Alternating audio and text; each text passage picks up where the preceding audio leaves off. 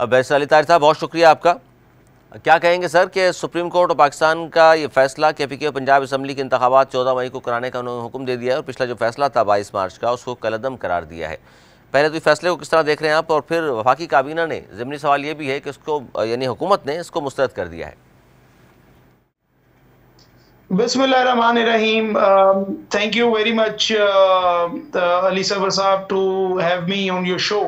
देखिए, सबसे पहले मैं ज़रा एक चीज़ क्लियर करता जाऊँ। फैसला मैंने पूरा पढ़ लिया, ये वाला भी, और इसके बाद वो 6 मेंबर बेंच का सू मोटो वाला फैसला भी आ गया, जिसमें काजी फायज ईसा के फैसले को सेट असाइड ही कर दिया गया, इंटरिम ऑर्डर को, और मैटर डिस्पोज ऑफ कर दिया गया। तो मैं इस फैसले को समझ के इस चीज़ तक पहुंचा हूं, और ये चीज़ मैं सबसे पहले क्लियर कर देना चाहता हूं कि ये जो 14 मई की डेट है, ये सिर्फ और सिर्फ पंजाब के इलेक्शन के लिए है, ये KPK के इलेक्शन के लिए नहीं है। जब आप पैराग्राफ 2 देखते हैं तो वो बात करता है the election programme notified by the commission under section 57(2) of the elections act for the general election to the Punjab assembly stands revived and restored.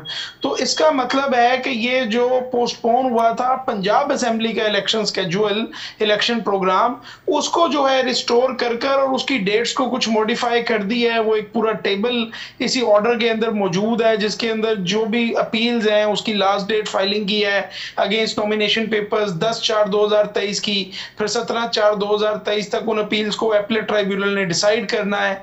18/4/2023 को जो है वो पब्लिकेशन होगी तमाम कैंडिडेट्स की लिस्ट की, फिर विड्रॉवल जो है वो 19/4 तक इजाजत दी जाएगी, 20/4 तक इलेक्शन सिंबल्स दिए जाएंगे, और फाइनली 14 मई को यानी 2 हफ्ते बाद उसके जो है वो इलेक्शन भी हो जाएगा।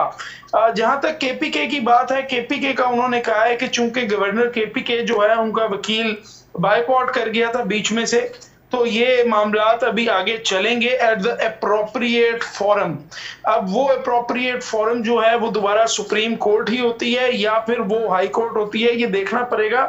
बट ये जो मीडिया के अंदर किसी हद तक रिपोर्टिंग है, ये थोड़ा मिस रिपोर्ट हो रहा है। ये जो स्केड्यूल है ये सिर्फ और सिर्फ पंजाब असेंबली के जनरल इलेक्शन पर अप्लाई करेगा। अच्छा, इसमें बैरिस्टर साहब ये बताइए कि सिर्फ पंजाब की बात हो रही है जो फैसला आया है, लेकिन हुकूमत ने इस फैसले को मुस्तरद कर दिया, तो इम्प्लीमेंट कौन कराएगा? हुकूमत अगर किसी फैसले को मना कर देती है, मुस्तरद कर देती है कि हम नहीं मानते इस फैसले को, इस तरह तो फिर सर आम पब्लिक फिर क्यों तस्लीम करे सुप्रीम कोर्ट के, हाई कोर्ट के फैसलों को? अच्छा, इसके अंदर बेसिकली देखिए 2 चीजें हैं। किसी का ऑप्शन तो नहीं है, किसी की कन्वीनियंस तो नहीं है कि फैसले को मानना है या नहीं मानना।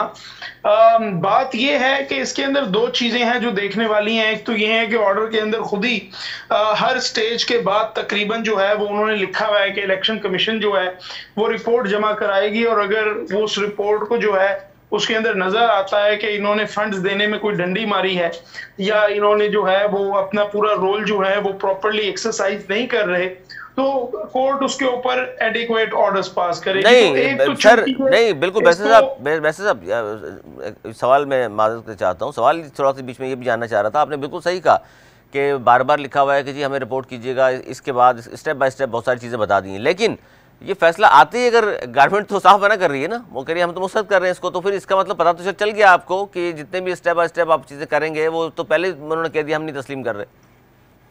नहीं, ऐसा नहीं है अली साहब। देखिए, कानून की जुबान में इसको कंटिन्यूइंग मैंडेमस कहा जाता है, जिसमें कोर्ट हर स्टेज के ऊपर देखती है कि मेरे फैसले की कंप्लायंस कहां तक हुई है, और अगर कोई फैसला नहीं मानता। ये देखिए, पहले इन्होंने एक ये भी सोर्सेस के थ्रू बात लीक की थी कि हमने प्रोसीडिंग्स का बाइकआउट कर दिया है, लेकिन अगले दिन कोर्ट रूम में अटॉर्नी जनरल समेत सब लोग बैठे हुए थे आर्ग्यू करने के लिए।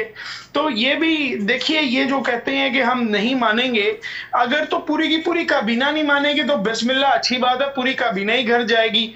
और अगर वजीर आजम नहीं मानेंगे तो बड़े भाई की तरह छोटे भाई भी इसी तरह गलतियां करते करते घर जाएंगे।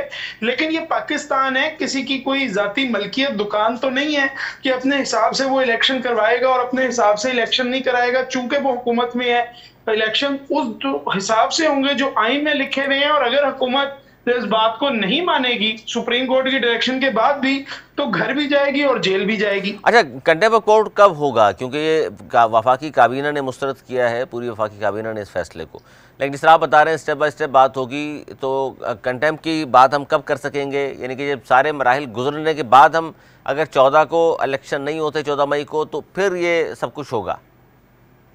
नहीं, ज़रूरत नहीं है। देखिए, मैं तो ये समझता हूँ कि बड़ी अच्छी बात है कि ये अगर जो है वो नहीं मानते कोर्ट की बात, तो अच्छी बात है। जब ये घर जाएँगे तो इलेक्शन अपने आप ही, जो फेडरल इलेक्शन है वो भी साथ ही हो जाएगा और इनको भी ज़रा सिम्पैथी मिल जाएगी। तो मैं तो जो समझता हूँ कि ये एंटायरली इनहेरेंटली अनपॉपुलर है इस वक़्त और ये सियासी शहीद बनने की एक कोशिश है। लेकिन अली सरवर साहब, मुझे एक्सपीरियंस के मुताबिक तो ये लगता है कि अब इस ऑर्डर के बाद जो है वो ज़ाहिर है इलेक्शन कमीशन तो डिसरिगार्ड नहीं कर सकती, हर बंदा अपनी नौकरी को बचाता है। तो मैं ये समझता हूँ कि जो election schedule modify supreme court ने अपने ऑर्डर में किया है, उसके मुताबिक इलेक्शंस हो जाएँगे। हाँ, जो कॉन्सिक्वेंसेस और रिपरकशंस हैं, वो अगर पूरी काबिना का फैसला है तो पूरी काबिना उन रिपरकशंस को फेस करेगी और सारे के सारे कंटेम्प्ट ऑफ कोर्ट के अंदर आएंगे।